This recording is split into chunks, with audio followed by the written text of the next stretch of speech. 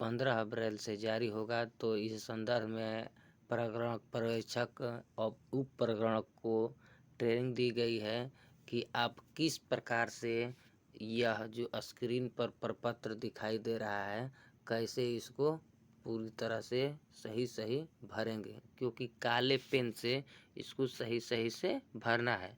इसमें 3 पार्ट है।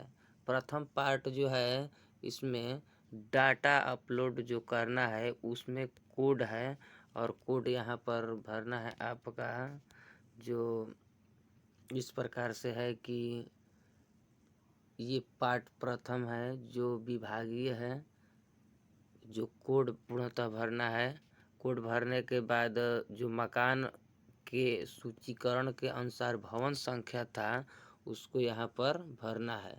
वो मुखिया जो घर का प्रधान है उसके अनुसार यहाँ पर जो है मकान के भवन के कोड जो है यहाँ पर भर दिए जाएंगे। भरने के बाद यहाँ पर मकान का कोड, भवन के बाद और परिवार का क्रम संख्या यहाँ पर भरा जाएगा। परिवार में कुल सदस्यों की संख्या यहाँ पर भरेंगे, और उसके ऊपर जो जिला का कोड है यहाँ पर भरा जाएगा। कौन सा राज्य है तो बिहार यहाँ पर इसमें लिख देंगे। इसके अलावा जो है यहाँ पर चार्ज का कोड कह रहा है, तो जिस प्रखंड से आप आते हैं उस प्रखंड का कोड आपको उपलब्ध कराया गया होगा। पंचायत का कोड आपको मिला होगा, और वार्ड संख्या यहाँ पर भर देना है, गणना ब्लॉक संख्या भर देना है, और उप प्रगण या गणना का ब्लॉक जो है वह इसमें भर देना है। भरने के बाद यहाँ पर उस जगह से संबंधित आपको यहाँ पर पिन कोड भर देना है, और उस गांव का पूरा पता यहाँ पर भर देना है। अगर वह व्यक्ति के पास कोई जाति प्रमाण पत्र उपलब्ध है, तो किसी भी सदस्य का है तो यहाँ पर आपको भर देना है इस दिए गए बॉक्स में। इसके अलावा अगर उसके पास कोई राशन कार्ड है तो इस राशन कार्ड की क्रम संख्या जो है इसमें पूरी तरह से भर देना है।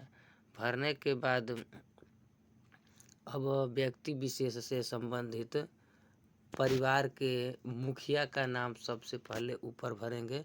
तो यहाँ पर जो है क्रम संख्या 1 लिखते हुए इस बॉक्स में यहाँ पर परिवार के सदस्य का पूरा नाम इस फार्म में हिंदी में भरेंगे, उसके पिता का नाम भरेंगे। अगर मोबाइल ऐप में भरना हो तो अंग्रेजी में भरा जाएगा, अंग्रेजी के बड़े अक्षरों में वीजागा ऐप में भरा जाएगा। अगर अभी तक आपने वीजागा ऐप VIJAGA ऐप नहीं डाउनलोड किया है तो प्ले स्टोर में जाकर उसको ऐप डाउनलोड कर लीजिए। अगर ऐप डाउनलोड करने के बाद आपके पास पासवर्ड उपलब्ध नहीं है या पासवर्ड मोबाइल पर नहीं आया है, चाहे मिट गया है, भूल गए हैं, तो घबराएं नहीं।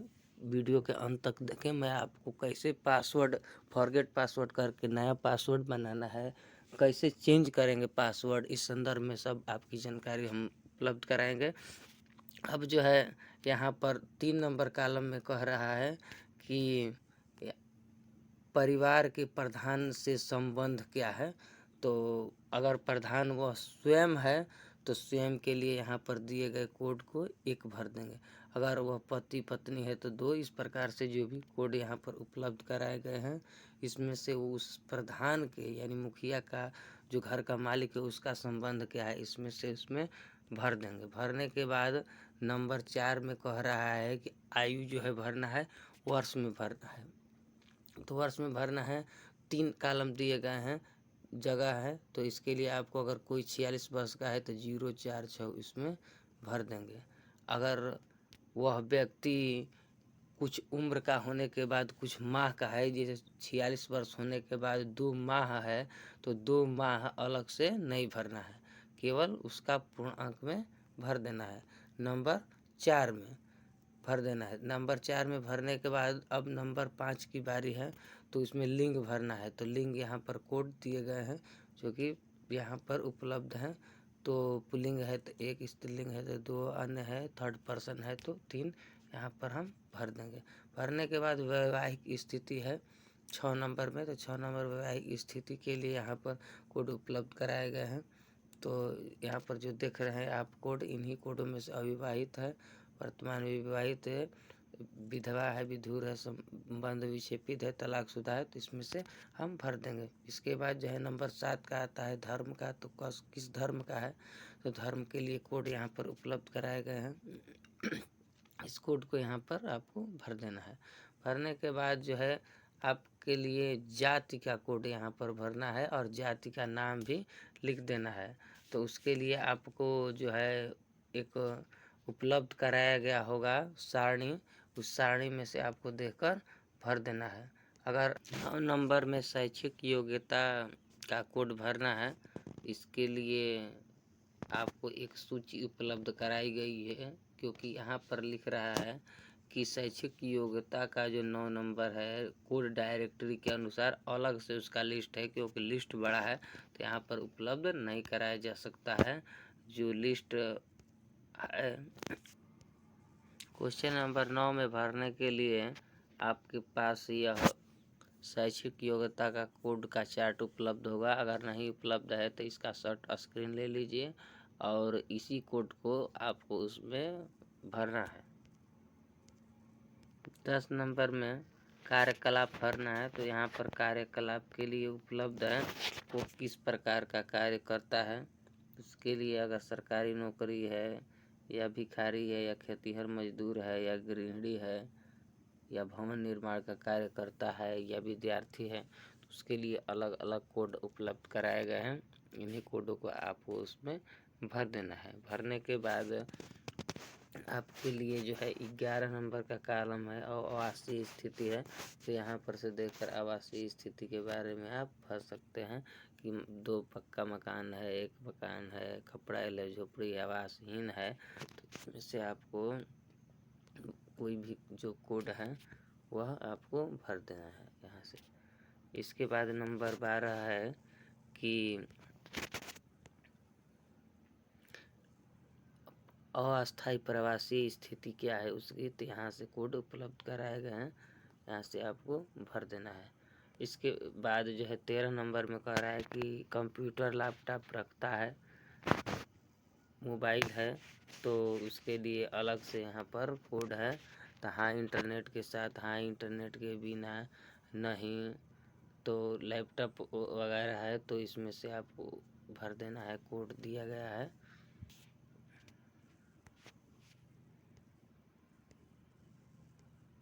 कॉलम में आपको भरना है कि मोटर यान अगर उसके पास उपलब्ध है तो उसके लिए अलग से कोड यहाँ पर दिए गए हैं। इन कोडों में से आपको उसमें से देखकर भर देना है। इसके बाद नंबर 15 में है कि कृषि भूमि उसके पास कितनी उपलब्ध है। अगर कृषि भूमि है तो यहाँ पर दिया गया है कि आपको इसमें से कौन भरना है। उसके पास कृषि भूमि नहीं तो 0, अगर 0 से लेकर 50 डिसमिल है तो 2 भरना है, 50 डिसमिल से अधिक 1 एकड़ तक है तो 3 भरना है। डेसिमल में अगर वह बताता है तो ठीक है, नहीं बताता है तो समझ लीजिए कि काठा में बताता है तो 1 काठा में लगभग 3 डिसमिल होते हैं। अगर वह बताता है कि बीघा में है तो आप 1 बीघा में 20 काठा होता है। अगर वह बतलाता है कि 2 बीघा ज़मीन है, 3 बीघा है, तो आप उसके काठा में बदल लेना है। अगर एकड़ में आपको जानकारी चाहिए तो 1 एकड़ में 1 बीघा 12 कट्ठा होता है। तो इस दिए गए सूची के अनुसार आप उसका आकलन करके सही उसमें भर दीजिए।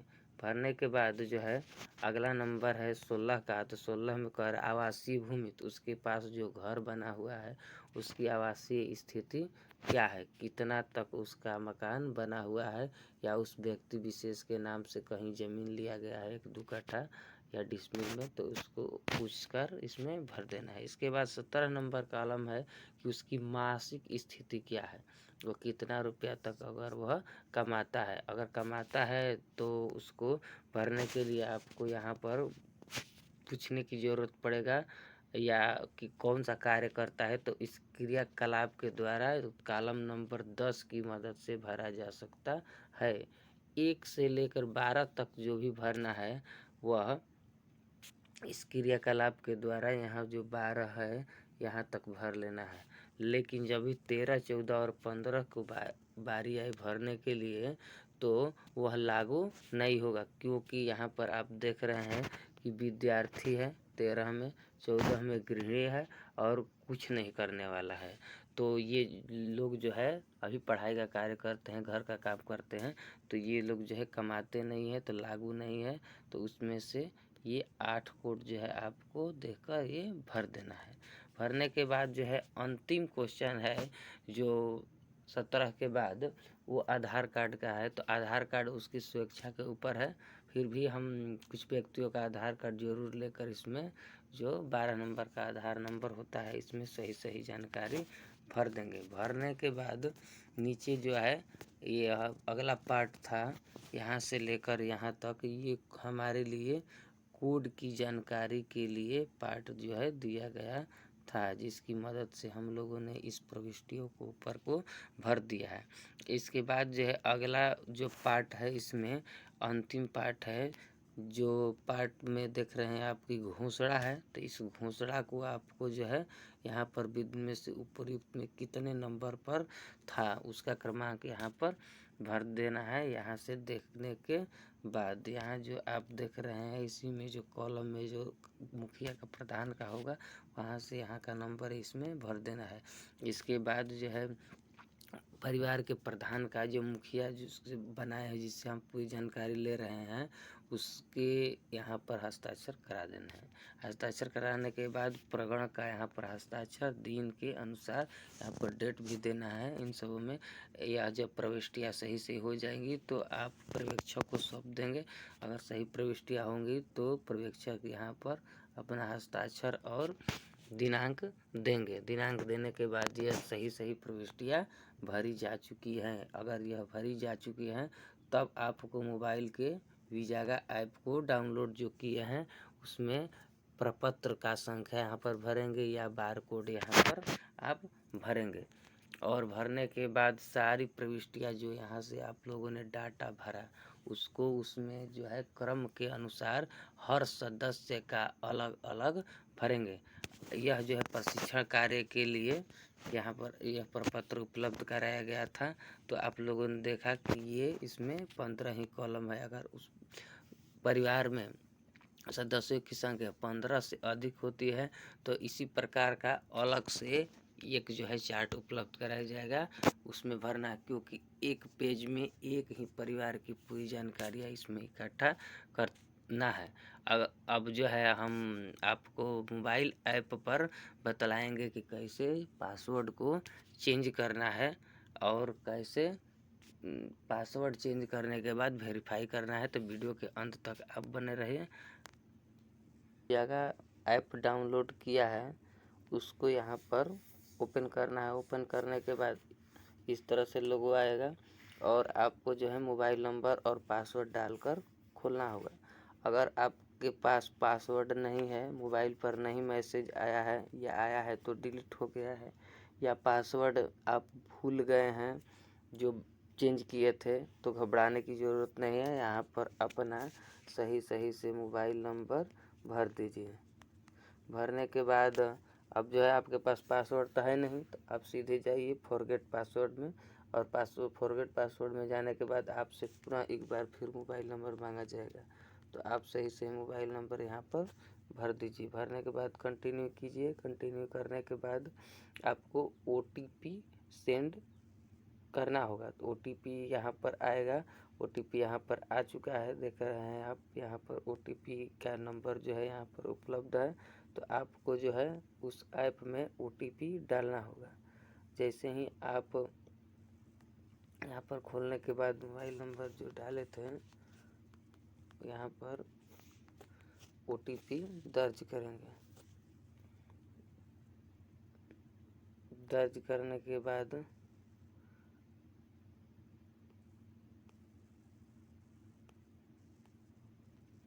जो OTP उपलब्ध हुआ है उसको यहाँ पर भरने के बाद आप लोग जो है अब इंटर न्यू पासवर्ड करेंगे। जो भी आपके दिमाग में ऐसा हो कि सही सही मोबाइल नंबर पर OTP आने के बाद आप पासवर्ड जो डालेंगे वो खुल जाए, इसके लिए आप 8 अंकों का सही सही पासवर्ड बना लीजिए। इसके लिए आपका पहला अक्षर जो है बड़ा रहेगा। तो आप क्या कीजिए कि अपने नाम या ऐसा कोई भी हो अक्षर, बड़ा अक्षर जो आप यहाँ पर लिख लीजिए और इसके बाद भी कोई अक्षर डाल दीजिए। इसके बाद कोई जो है ऐसा चिन्ह इसमें उपलब्ध कराना है ताकि वह कोई साइन हो, इस तरह का अक्षर हो। यहाँ पर डालने के बाद आप जो है कोई अंक यहाँ पर ले लीजिए। लेने के बाद पुनः जो ऊपर आप लोगों ने जो डाला है यहाँ पर, फिर यहाँ पर भी उसी को डालना है। डालने के बाद आपको जो है रीसेट कर देना है। रीसेट करने के बाद अगर ज़्यादा देर हो गया है तो इंटर OTP नहीं ले रहा तो रीसेंट OTP यहाँ पर कर दीजिए। और करने के बाद सही से आप इसको जो है डाटा को फिल करने के बाद फिर से आप वेरीफाई हो जाएंगे और नया पासवर्ड आपका जो आसान बनाए हैं वह कार्य करने लगेगा।